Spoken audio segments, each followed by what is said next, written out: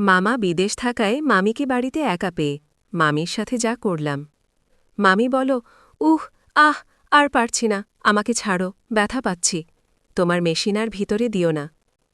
আজকে যে গল্প বলবো তা শুনলে বুকের ভেতর এক অজানা শিহরণ উঠবে। কারণ এটা কেবল গল্প নয়, এটা ভালোবাসা, অভিমান আর নিষিদ্ধ তৃষ্ণার ছায়ায় জেগে ওঠা এক অসাধারণ সম্পর্ক, যা দিনের আলোয় লুকিয়ে থাকে আর রাতের অন্ধকারে শরীরের গন্ধে ভেসে ওঠে। যদি সাহসী হও, মন খুলে শোনো। আমার নাম রায়ান, বয়স ২১। বাবা মা দুজনেই মারা গেছেন যখন আমি খুব ছোট। আমি মামার বাড়িতেই মানুষ হই। মামা বিদেশে থাকেন, তাই আমার সব দেখাশোনা করেন আমার মামি, সঞ্চিতা। সঞ্চিতা মামিই আমার সব কিছু, কলেজের খরচ, জামাকাপড়, মোবাইল, আবেগের যত্ন। তার মুখে কখনো বিরক্তি দেখিনি, বরং তার মায়াভরা চোখে আমার প্রতি এক অদ্ভুত টান সর্বদাই লক্ষ্য করতাম। সঞ্চিতা মামি ছিলেন এক পরিপূর্ণ নারী, মাঝবয়সী অথচ শরীরের প্রতিটি রেখায় এক অভাবনীয় আকর্ষণ লুকিয়েছিল। তার গলা, চোখ, ঠোঁট সবকিছুই যেন মোহনীয়। তিনি এমনভাবে কথা বলতেন যেন কথাগুলো আমার বুকের গভীরে নাড়া দিয়ে যায়। একদিনের ঘটনা, দুপুরে কলেজ থেকে ফিরে দেখি বাড়িতে কেউ নেই, শুধু রান্নাঘরে সঞ্চিতা মামি কাজ করছেন। তার পরনে ছিল হালকা নীল রঙের এক পাতলা শাড়ি, চুল খোলা আর মুখমণ্ডলে ঘাম জমে আছে। জানালার ফাঁক দিয়ে পড়া হালকা আলো তার গায়ে পড়ে এক মোহময় আবরণ তৈরি করেছিল। আমি নিঃশব্দে দরজার পাশে দাঁড়িয়ে তাকে দেখছিলাম। তার শরীরে জমে থাকা ঘাম, স্নিগ্ধ গন্ধ আমার বুকের ভেতর কেমন যেন গড়ে উঠল। মামি হঠাৎ ঘুরে তাকালেন। কবে এলে রায়ান? এই তো একটু আগে মামি, আমি বললাম। খাওয়া হবে? আপনি খেয়েছেন? মামি মাথা নাড়লেন। না। আমি এগিয়ে গিয়ে বললাম, আপনাকে ক্লান্ত লাগছে, একটু বসেন না। মামি আমার দিকে তাকিয়ে একটু ভিন্ন ভঙ্গিতে হাসলেন। এত কিছু বুঝছিস রায়ান? এখন তুই ছোট নেই, তুই অনেক বড় হয়েছিস। আমি চমকে গেলাম, তার কণ্ঠে একটা অস্বাভাবিক কোমলতা ছিল। আমি চুপ করে পাশে বসলাম। হঠাৎ মামি আমার কাঁধে হাত রাখলেন। আমি জানি তোর অনেক অভাব, বাবা মা নেই, কিন্তু আমি তোর সব কিছুতেই আছি রায়ান, শুধু একবার বলতে পারতিস? আমি মামির চোখের দিকে তাকালাম। আপনি আমার সব মামি, আপনি ছাড়া আমি কিছুই না। হঠাৎ মামি আমার গাল ছুঁয়ে দিলেন। সেই ছোঁয়া যেন বিদ্যুৎ স্পর্শ।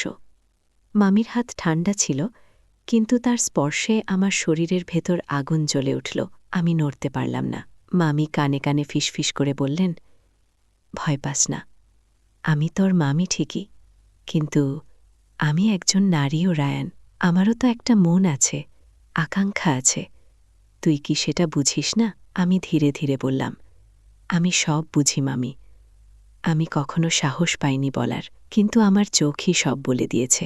আমি যতবার আপনাকে দেখেছি, আমার মনে হয়েছে আমি কিছু একটা অনুভব করছি, যা বলা যায় না। মামি আমার খুব কাছাকাছি এলেন। তার শাড়ির সূক্ষ্ম গন্ধ আমার নাকে ভর করল। রায়ান, শোন, ভালোবাসা হয় শরীর ছুঁয়ে মনের গভীরে ঢুকে। আজ আমি তোর সামনে দাঁড়িয়ে আছি। তুই যদি চাস, আমি তোর একান্ত আপন হতে পারি। আমি নিশ্চল হয়ে রইলাম, কথা ফুটল না। মামি আমার আরও কাছে এলেন, আমার ঠোঁটের একপাশে হালকা করে একটি চুমু খেলেন। এটা বুঝিস? এটা শুধু আদর নয়, এটা আহ্বান। সেটা আজ রাতের বাতাসেই টের পাবি। সেই দিন রাতে আমি জানালার পাশে বসেছিলাম। হাওয়ার সঙ্গে মিশে যাচ্ছিল সঞ্চিতা মামির ঠোঁটের সেই ছোঁয়ার স্মৃতি। চোখ বন্ধ করতেই মনে হচ্ছিল ওর ঠোঁট আবারও আমার ঠোঁটে নামছে। আমি বুঝতে পারছিলাম এটা কোনো সাধারণ শুরুর গল্প নয়, এটা ছিল হারিয়ে যাওয়া আর পাওয়ার মধ্যে এক উত্তপ্ত, নিষিদ্ধ ভালোবাসার সূচনা, যার শেষ কেউ জানত না। রাত তখন প্রায় 12টা। আমি ফোন নিয়ে বিছানায় শুয়েছিলাম। হঠাৎ স্ক্রিন জ্বলে উঠল। একটি মেসেজ। সঞ্চিতা মামি লিখেছেন, ঘুমাচ্ছিস? আমি থমকে গেলাম। লিখলাম, না। আপনি বলুন। কিছুক্ষণ চুপ থেকে তিনি আবার লিখলেন, আজ রাতে জানালার পাশে দাঁড়িয়ে আকাশ দেখছিলাম। হঠাৎ মনে হলো এই আকাশের নিচে কেউ একজন আমার খুব দরকার, যে আমার পাশে বসে থাকবে আর আমি তার কাঁধে মাথা রাখব। আমি লিখলাম, আমি তো আছি মামি, আমি তো পাশে থাকি। ওপার থেকে জবাব এলো, পাশে থাকা আর একান্ত থাকা এক নয় রায়ান। আপনি কি বলতে চাইছেন মামি? আজ তুমি দরজার বাইরে এসে দাঁড়াও, আমি বুঝে যাব তুমি আমায় বুঝেছ। আমার হৃৎস্পন্দন বন্ধ হওয়ার উপক্রম হল। কিছুক্ষণ চোখ বন্ধ করে শুয়ে রইলাম।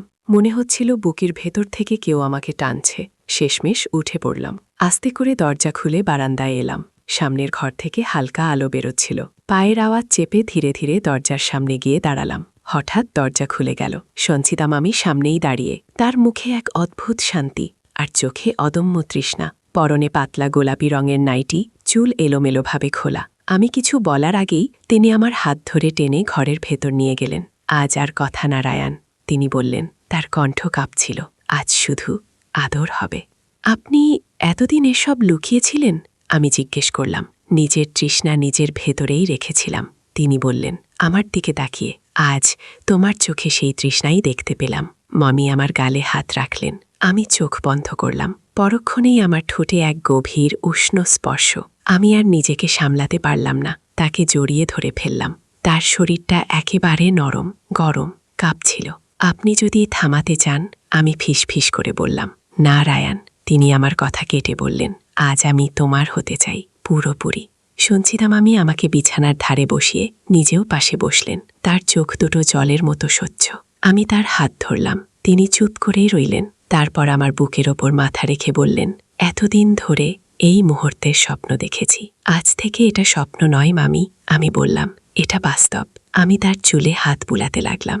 ধীরে ধীরে তার কাঁধে ঠোঁট ছুঁয়ে দিলাম। সেখান থেকে গলায়, তারপর গালে, শেষে আমার ঠোঁট আবারও তার ঠোঁটের ওপর এসে থামল। এবারের চুমু ছিল দীর্ঘ, তীব্র, অনন্তের মতো মনে হচ্ছিল। তার ঠোঁটে লিপবামের হালকা স্বাদ আর গায়ে এক অদ্ভুত উত্তাপ। আমি তাকে আরও কাছে টেনে নিলাম। আমাদের নিঃশ্বাস একাকার হয়ে যাচ্ছিল। আপনি যদি চান, আমি আবার বলতে গেলাম, আমি চাই। না থামতে তিনি আমার কথা কেটে বললেন, আমি চাই না। সেই রাতে কোনো কথা হয়নি। ছিল শুধু দুটি শরীরের নীরব ভাষা, হৃদয়ের ধুকধুকানি আর আকাঙ্ক্ষার তীব্র উত্তাপ। আমরা একে অপরের মধ্যে হারিয়ে গিয়েছিলাম। সকালে ঘুম ভেঙে দেখি পাশে সঞ্চিতা মামি নেই। তিনি জানালার পাশে দাঁড়িয়ে বাইরে তাকিয়ে আছেন। তার গায়ে এখনও রাতের আলোর ছোঁয়া লেগে আছে। আমি আস্তে করে পাশে গিয়ে দাঁড়ালাম। ঘুম আসেনি? ঘুম আসলেও মন তো শান্ত ছিল না রায়ান, তিনি বললেন। আমি দেখলাম তার চোখে জল। কাঁদছ? হ্যাঁ, তিনি আমার দিকে তাকালেন। কারণ আমি তোর মামি, আমি তোর মা হতে পারতাম, অথচ আমি এখন এক নারী যার শরীর তুই ছুঁয়েছিস। আমি চুপ করে দাঁড়িয়ে রইলাম। কিছু বলার ছিল না। ভয় পাচ্ছি রায়ান, তিনি বললেন। ভয় কিসের? সমাজের, লোকলের, তোর মামার। চিন্তা করেছিস একবার? যদি কেউ জানে, আমাকে হত্যা করে ফেলবে। তোর কিছু হবে না, কিন্তু আমি শেষ হয়ে যাব। কিন্তু আমরা তো জোর করে কিছু করিনি, আমি বললাম। কারোর ক্ষতি করিনি। সমাজ তা বোঝে না রায়ান। ভালোবাসা বুঝলেও রক্তের সম্পর্ক ভাঙা তারা মানতে পারে না। তুমি চাও আমি দূরে যাই? আমি জিজ্ঞেস করলাম। তিনি চুপ করে রইলেন। তারপর মর্মাহত কণ্ঠে বললেন, পারবি? পারবি দূরে যেতে? আমি তার চোখের দিকে তাকিয়ে দৃঢ়ভাবে বললাম, না, পারব না। কারণ তুমি শুধু আমার মামি নও, তুমি আমার হৃদয়ের স্পর্শ। তুমি আমার অনুভূতির ভেতরে ঢুকে গেছ। সঞ্চিতা মামি দীর্ঘশ্বাস ফেলে বললেন, তাহলে একটা প্রতিজ্ঞা কর। আজ থেকে যা করবি শুধু আমাদের ভেতরে থাকবে। দিনের বেলায় আমি তোর মামি, তুই আমার ভাগ্নে।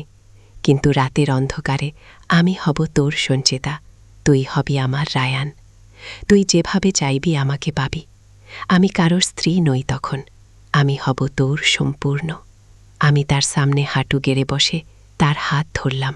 প্রতিজ্ঞা করছি, আমি তোমাকে কাঁদতে দেব না। কখনো তোমার শরীর আর মনকে আলাদা করব না। তুমি যেদিন বলবে থাম, আমি থেমে যাব। তুমি যেদিন বলবে নাও, আমি তোমাকে নিয়ে উঠে যাব। তিনি আমার গাল ছুঁয়ে বললেন, রায়ান, আজ রাতে আবার আসবি তো? হ্যাঁ, আমি বললাম, আজ আর কোনো ভয় থাকবে না, শুধু ভালোবাসা। তুমি আমাকে ডাকলেই আমি আসব। কারণ এই শরীরের স্পর্শে এখন আমার জীবনের তৃষ্ণা মিশে গেছে। কিন্তু ভালোবাসা কখনোই সম্পূর্ণ গোপন থাকে না। একদিন সন্ধ্যায় আমি ফোনে ব্যস্ত ছিলাম। হঠাৎ দেখি দরজার পাশে সঞ্চিতা মামি দাঁড়িয়ে, তার চোখ লাল, গলায় চাপা কষ্ট।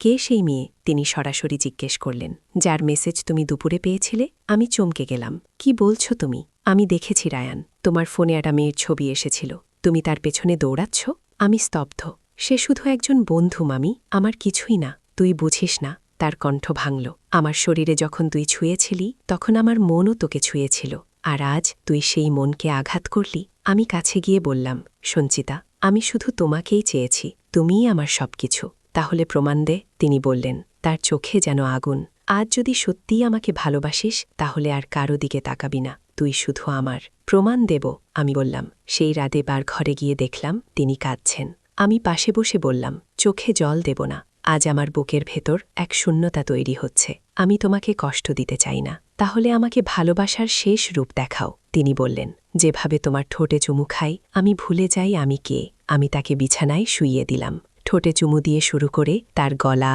ঘাড় বুক পেট শরীরের প্রতিটি ইঞ্চি আমি আমার ভালোবাসা দিয়ে ছুঁয়ে গেলাম যেন আমার স্পর্শ দিয়ে বুঝিয়ে দিতে চাইলাম আমি ছাড়া তার কোনো পুরুষ নেই সঞ্চিতা চোখ বন্ধ করে আমার শরীর জড়িয়ে ফিসফিস করলেন তুই আমার তুই শুধু আমার কিন্তু ভালোবাসায় ভয়ও জন্মায় পরদিন সকালে টেবিলে একটা চিঠি পেলাম আমি যাচ্ছি রায়ান আমাকে খুঁজিস না সব শূন্য হয়ে গেল তার জামাকাপড় গয়না কিছুই নেই শুধু ঘরে ভরপুর তার গন্ধ আর স্মৃতি ফোন করলাম বন্ধ আমি বুঝতে পারলাম তিনি নিজেকে সরিয়ে নিচ্ছেন সমাজ ভয় অপরাধবোধ সবকিছু তাকে গ্রাস করেছে রাতের পর রাত আমি একা বিছানায় শুয়ে তার স্মৃতিতে ডুবে থাকতাম তার শরীরের ঘ্রাণ আমার চাদরে লেগেছিল চোখ বন্ধ করলেই মনে হতো তার ঠোঁট আবার আমার ঠোঁটে ছুঁয়ে দিচ্ছেন ফিরে এসো সঞ্চিতা আমি একদিন চিৎকার করে কেঁদে উঠলাম আমি আর পারছি না কয়েকদিন পর হঠাৎ এক সন্ধ্যায় দরজার সামনে সঞ্চিতা দাঁড়িয়ে চোখে অশ্রু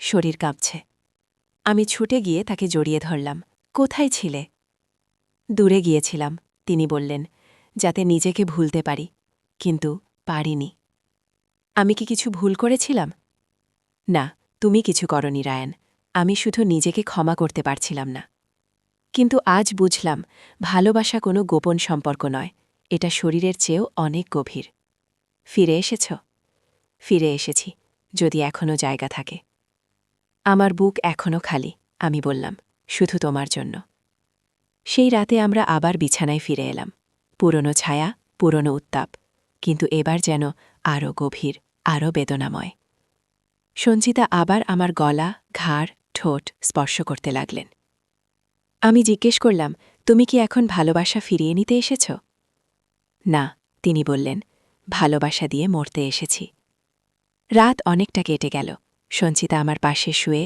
হাত আমার বুকে রেখে বললেন তুমি কি আমায় মাফ করেছ তুমি কোনো পাপ করনি আমি বললাম করেছি রায়ান তোর বয়সে তোর জীবনে আমি ঢুকে পড়েছি তোর জীবনটা অন্যরকম হতে পারত আমার জীবন এমনই হওয়ার ছিল আমি বললাম যাতে তোমাকে পাই সঞ্চিতা আমার দিকে তাকিয়ে বললেন রায়ান তুই আমার শরীর চেনালি অনুভব বুঝালি আমি তোকে আজ আমার শরীর মন সব দিয়ে ফেলেছি আমি দীর্ঘক্ষণ তাকে চুমু খেয়ে গেলাম সারা রাত আমরা একে অপরের মধ্যে ডুবেছিলাম শেষ রাতের দিকে তিনি বললেন একটা অনুরোধ করব বলো আজ রাতের পর আমি আর এখানে থাকব না তোর ভবিষ্যৎ নষ্ট করতে চাই না তুই পড়াশোনা শেষ কর তুই আমাকে মনে রাখিস যতবার চোখ বন্ধ করবি আমার ঠোঁট মনে করবি যতবার ঘুম আসবে না আমার গন্ধ খুঁজে নিস